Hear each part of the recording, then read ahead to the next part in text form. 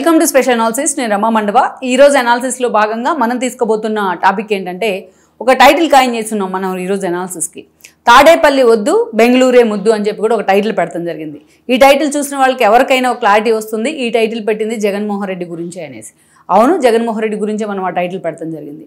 ఎందుకంటే తాను 11 సీట్లకే పరిమితమైన తర్వాత మొన్నటి ఎన్నికల్లో ఆల్మోస్ట్ అంటే దాదాపు సంవత్సరంగా వస్తుంది. జూన్ ఎంట్రీ ఇచ్చిందంటే కూటమి ప్రభుత్వం ఏర్పడి కూడా సంవత్సరం అవుతుంది. ఆ ప్రభుత్వానికి కూడా గ్రేస్ పీరియడ్, హనీమూన్ పీరియడ్స్ అన్నీ కూడా పూర్తయ్యాయి. ఇంకోవైపు చూసినట్టయితే జగన్మోహన్ రెడ్డి ప్రతిపక్ష నేతగా మారి 11 సీట్లకి పరిమితమై కూడా సంవత్సరం కావస్తుంది ఇంకొక నెల రోజుల్లో. అలాంటిది జగన్మోహన్ రెడ్డి దాదాపు ఈ 11 నెలల కాలంలో జగన్మోహన్ రెడ్డి ఎక్కువగా ఎక్కడ ఉన్నారు అంటే తాడేపల్లిలో ఉన్నారా, లోటస్ పాండ్లో ఉన్నారా, బెంగళూరులో ఉన్నారంటే మనం వేళ్ల మీద లెక్కబెట్టి చెప్పొచ్చు. ఆయన హైదరాబాద్ వెళ్ళిన రోజులు కానీ లేకుంటే తాడేపల్లిలో ఉన్న రోజులు కానీ. నిజానికి ఇక్కడ ఒక విషయం ముందు ఇది చెప్పుకునే ముందు ఇంకొక విషయం హైలైట్ చేసుకోవాలి. ప్రతిపక్ష నేత అంటే అది 11 సీట్లైనా 23 సీట్లైనా లేకపోతే 151 సీట్లైనా ప్రతిపక్షానికి పరిమితమై ఉన్నారు అంటేనే వాళ్ళని వాచ్ డాగ్స్ అంటారు. ప్రతిపక్షం అంటే ప్రజల సమస్యలని అటు అసెంబ్లీలో వినిపిస్తేనో లేకపోతే ప్రజల సమస్యల మీద అదే స్థాయిలో ఫైట్ చేసి వాళ్ళకి అండగా నిలబడితేనో, అందుకే ప్రతిపక్షాన్ని మోర్ అండ్ మోర్ అలర్ట్గా ఉండాలని చెప్తారు ఎప్పుడైనా సరే.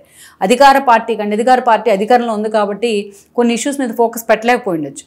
ఆ లోపాలని సరిగ్గా ఫోకస్ చేస్తూ ప్రజల తరపున ఆ స్థాయిలో వాయిస్ వినిపించే వాళ్ళనే వాచ్ డాగ్స్ అంటారు. అదే నథింగ్ బట్ ప్రతిపక్షం.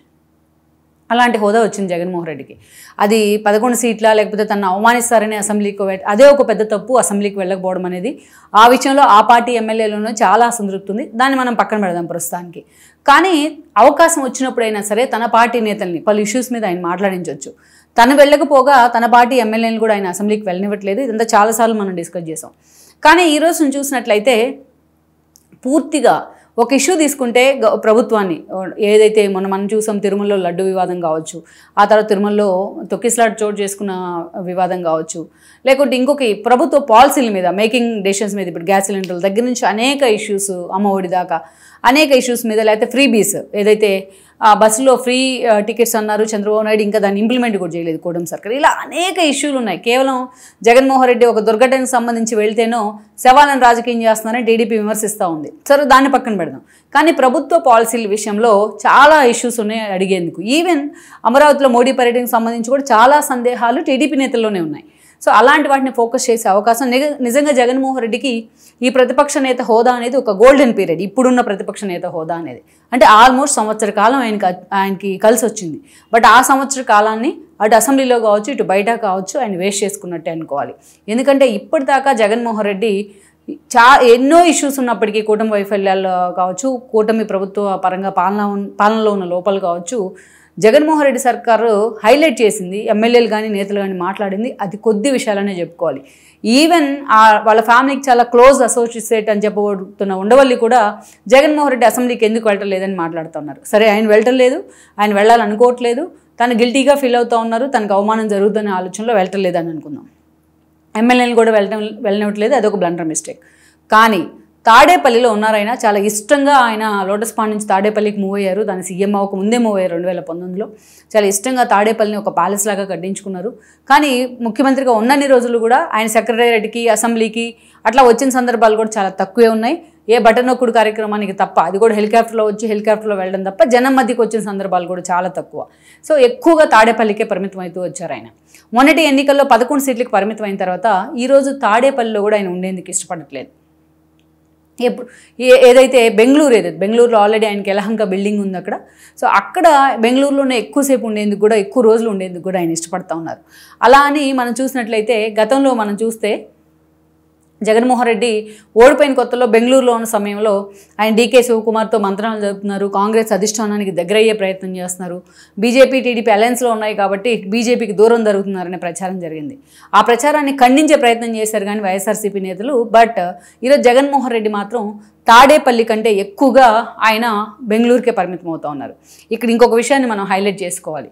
గతంలో చంద్రబాబు నాయుడు సీఎంగా ఉన్నప్పుడు వైఎస్ఆర్సీపీ జగన్మోహన్ రెడ్డి ప్రతిపక్షంలో ఉన్నారు 2014 నుంచి 19 వరకు.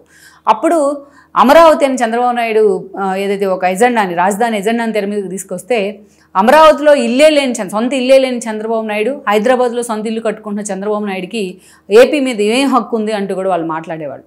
మరి ఈరోజు సొంత ఇల్లు లేకపోయినా ఆయన అద్దెలు తీసుకొని అక్కడే ముఖ్యమంత్రి అయ్యారు, అక్కడి నుంచే ప్రతిపక్ష నేతగా కూడా ఉన్నారు. ఆల్మోస్ట్ ఈ 5 ఏళ్ళు కూడా ఉంటే 15 ఏళ్ళు ఉన్నట్టు ఆ ఇంట్లో చంద్రబాబు నాయుడు కరకట్ట మీద లింగంనేని రమేష్ తనక ఇచ్చిన ఇంట్లో. కానీ ఈరోజు జగన్మోహన్ రెడ్డి తాడేపల్లిలో ఒక పెద్ద ప్యాలెస్ కట్టుకున్నారు. 5 ఏళ్ల పాటు అక్కడి నుంచే పరిపాలన చేశారు. కానీ అలా ప్రతిపక్ష స్థానంలోకి రావడంతోనే ఈరోజు తాడేపల్లిని కూడా మర్చిపోయారు. ఈరోజు పూర్తిగా బెంగళూరుకే పరిమితం అవుతున్నారు. దాదాపు ఈ 11 నెలల కాలంలో జగన్మోహన్ రెడ్డి తాడేపల్లిలో ఉన్న సందర్భం అంటే గట్టిగా ఉంటే ఒక 50 రోజులు అనుకోవచ్చు మనం. ముందుగా జగన్మోహన్ రెడ్డి పులివెందుల పర్యటన, పులివెందులో ఉంటారేమో, అక్కడ అందుబాటులో ఉంటారేమో అని చాలామంది అనుకున్నారు. కానీ జగన్మోహన్ రెడ్డి పులివెందులు వెళ్తే గతానికంటే భిన్నంగా ఆయనకి సఫికేషన్ ఎదురవుతోంది. ఆయన పార్టీ తరపున కాంట్రాక్టులు చేసిన నేతలంతా కూడా అక్కడ జగన్మోహన్ రెడ్డికి ఎదురు తిరుగుతూ ఉన్నారు. ఇంకొక వివేకానంద రెడ్డి మర్డర్ కేసు గురించి మాట్లాడుతూ ఉన్నారు. ఇంకా ముందుకెళ్తే అవినాష్ రెడ్డి అరెస్ట్ గురించి మాట్లాడుతూ ఉన్నారు. సో ఈ సఫికేషన్ అంతా ఆయన తీసుకోలేకపోతూ ఉన్నారు. అందుకనే మాటకు ముందు ఆయన బెంగళూరుకే పరిమితం అవుతున్నారు. కానీ బెంగళూరుకే పరిమితం అవడం ద్వారా పార్టీ వాయిస్ వినిపించే నేత, పార్టీకి ఒక హ్యూమన్ టచ్ కానీ ఒక అసోసియేషన్ కానీ లేకుండా పోయిందనేది వైఎస్ఆర్సీపీ వాదన.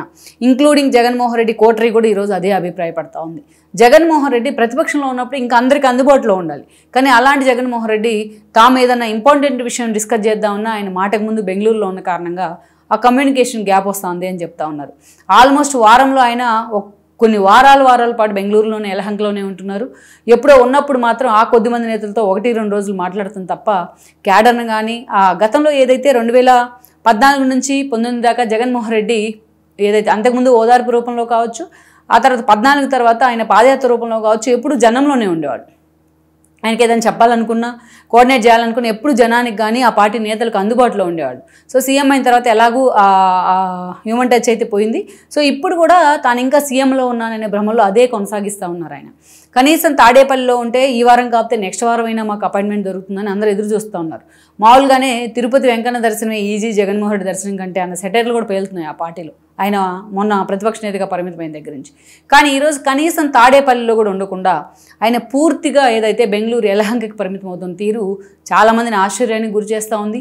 ఏపీలో ఇంత సీరియస్ డెవలప్మెంట్ జరుగుతున్నా కూడా జగన్మోహన్ రెడ్డి ఎక్కడ వాటి మీద మాట్లాడేందుకు కానీ అదేదో అంతా సోషల్ మీడియా చూసుకుంటుందన్న భ్రమల్లో ఆయన బతుకుతూ ఉన్నాడు అనేది చాలామంది నేతలు చెప్తున్న మాట.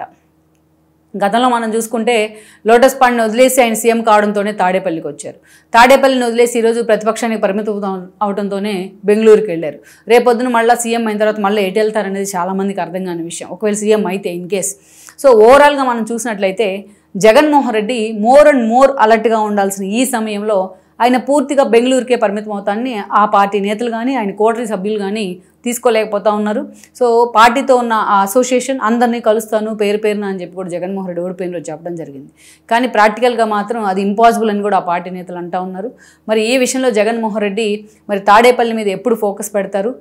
అసలు ఏపీలో ఇల్లు లేని చంద్రబాబు నాయుడుకు ఏపీ గురించి మాట్లాడే హక్కు ఎక్కడిది, అమరావతి మీద హక్కు ఎక్కడిది అని మాట్లాడిన జగన్మోహన్ రెడ్డి ఏపీలో ఇల్లున్నా, అమరావతి దగ్గరలో ఇల్లున్నా కనీసం ఆ ఇంట్లో ఉన్న జగన్మోహన్ రెడ్డికి ఈరోజు ఏపీ ఇష్యూస్ మీద మాట్లాడే హక్కు ఎక్కడిది అని కూడా అడిగే అవకాశం ఆయన అపోనెంట్స్కి ఉంటుంది. సో మరి జగన్మోహన్ రెడ్డి ఈ విషయంలో తన మనసు మార్చుకునే ప్రయత్నం చేస్తారా? ఇప్పటికైనా తాను ఇంకా సీఎం అనే భ్రమంలో ఉన్నారా, లేకపోతే ఆ ఓటమి బాధలో ఉన్నారా, దాని నుంచి బయటకు వచ్చే ప్రయత్నం చేస్తారా అన్నది మాత్రం ఆ పార్టీ నేతలు చాలా సీరియస్గా ఫోకస్ పెట్టాల్సిన అవసరం ఉంది. ఆయన కన్విన్స్ చేయాల్సిన అవసరం ఉంది.